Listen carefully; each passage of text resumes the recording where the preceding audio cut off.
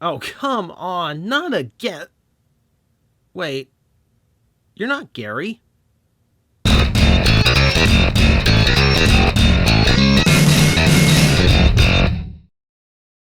I've been a little thin on tokusatsu content this year, so we're gonna fix that a little bit, starting today with a look at Bottle Change Rider 01 Kamen Rider build Rabbit Tank form. This is the gimmick action figure line for the current Kamen Rider series, and of course, the base form for our current primary rider. I find a little bit more favor with these lately, as you've probably noticed by reviews of others. I have not been doing figure art reviews, I've been reviewing more of these, mostly because I have more fun with these. They tend to suit my budget a little bit better these days. And also because I can get them much quicker, because figure arts tend to be delayed. This I could have had within a week of build debuting on TV, whereas the figure art, it took a few months to actually make it to retail. So, there are advantages right before we even talk about the toy and its features. For starters, nicely done in a lot of black plastic and a lot of paint. Though the black plastic does come through when we look at the backside, which has mostly been left unpainted. This lets you see all the individual mold colorings that are going on here. So yeah, the arms and the feet are pretty much the only things molded in color. Everything else has been done with paint. Well, for the most part anyway. It's well, yeah, these have been done with a different type of plastic, a little bit softer, but you get my point. It does create a little bit of an uneven color. It's a little bit brighter shade, a little lighter shade of red on the arm and the paint than the arm, and maybe a little bit darker blue than the plastic, which is a little bit strange. But I do like these figures because they've been getting a lot better. They've at least been at a high quality that still lets me be satisfied having them as a representation of my favorite Kamen Riders. Build here, looking quite nice. The sculpted detailing is all there. I can see the tank in his eye very well, and the rabbit, right down to his little whiskers and his eye. Very nicely detailed, very nicely sculpted. And yes, the little tiny crystal there, also painted individually. He's looking quite good. Like, everything that I want is pretty much there. Right down to the rabbit ear and the tank barrel, giving off a little bit of semblance of the old school scarf. I kind of like that detail. So, looking through, his diagonal pattern done up very well. All the paint is nice and crisp. There's the build driver. As typical on these, the driver itself is unpainted except for the absolutely necessary details. In this case, the primary gear, as well as the rabbit and tank full bottles plugged in.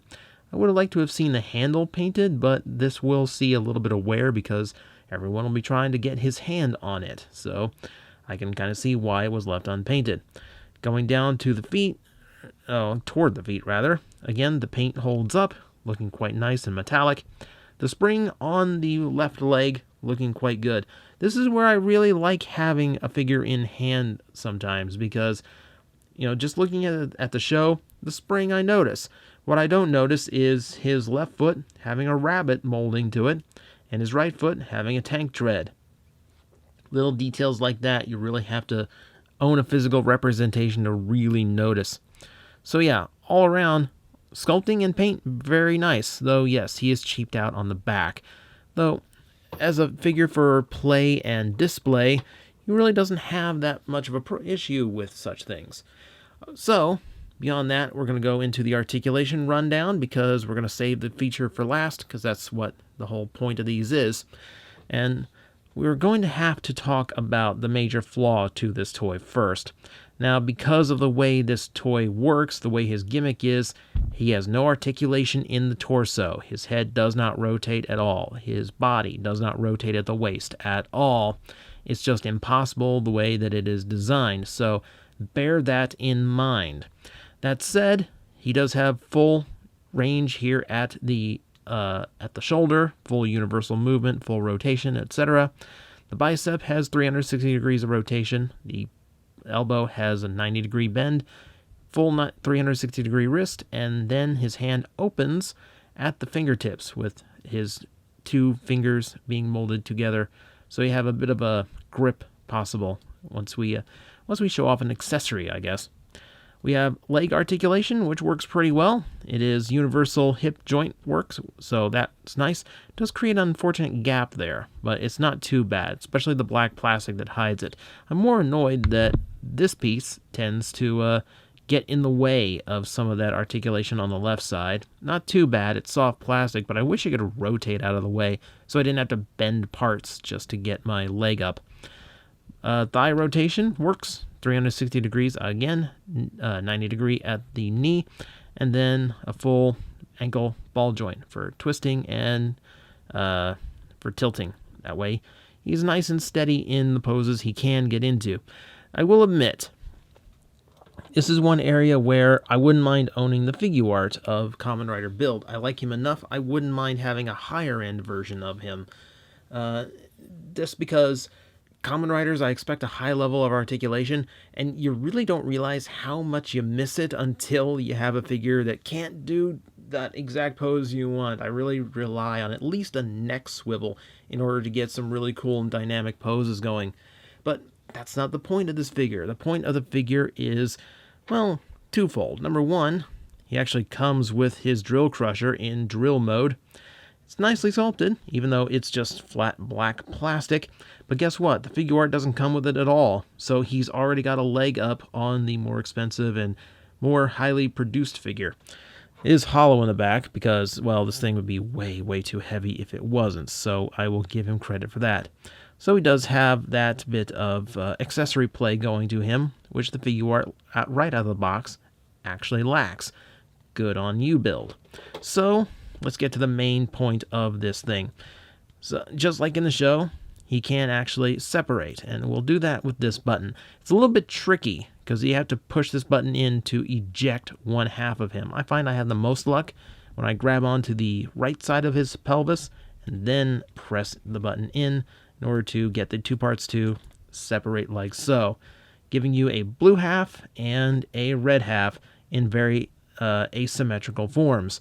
This is really irritating. This is like kind of creepy to look at once you get it. Man, my camera really does not like to focus on these, though it's probably like my camera's probably extremely confused about what it's looking at right now. Yeah, so that interesting design, interesting look. So I guess in order to actually demonstrate this gimmick, I actually need to have other figures from the line. Never fear, I have prepared a few. So we have Hawk Gatling, who's going to provide me my other halves. So they snap together just like so. Nice, quick, and easy. There's nothing to this part of it. And that has given me Rabbit Gatling and Hawk Tank. Looking quite cool. I actually really, well, yeah, the gunmetal and red just works, but there's something weirdly interesting about the orange and the blue as well. Kind of like this color scheme we got going on here. But yeah, everything interlocks pretty well. Everything kind of intermeshes. Though this does reveal another flaw with these toys. It's a very minor one, but I will point it out. Now that you will note, it doesn't do anything to the full bottles in the belt. So yeah, the blue bottle is still in, even though we have clearly gray parts going on. Nothing you can really do about that. Well, maybe you could. I don't know. In my head, I imagined like a stem that went all the way through and inserted into this to change the color. That would be it'd be a little bit intricate and possibly very fragile. But how about you just paint them silver? That's like when most these toys have like gimmicks like that, they're aware that the color on those is never going to be consistent, so they typically paint them a generic color. And that's kind of what I expected here. Maybe a silver or a white or just like a gray. But, leaving the colors, it's a very minor one. It's a nitpick, I will admit. But it is one that is present every time you swap parts on these toys, so it's one I have to mention. Also, I'm not technically reviewing Hawk Gatling, but I will point out that the peg holes for his wings require both the Hawk and the Gatling halves of his body to be attached in order to put them on. So if you're hoping to switch Hawk onto someone else and give him a wing pack, you're going to be out of luck. So I can imagine he's not the only figure in the lineup that has that flaw. But for what it is, that is what a bottle change rider looks like, specifically Rabbit Tank. He does have the articulation flaws, and that's pretty much expected out of gimmicks like this. But The gimmick itself is interesting, it works well, and it is one of those rabbit hole gimmicks because every time you purchase another figure in the lineup, all the figures you've bought before get a little bit more play value. The more you buy, the more playability every single figure you bought has, which makes them kind of dangerous to get into because you get into this phase of I gotta keep getting more so I can have more swaps and more forms. It's a little dangerous.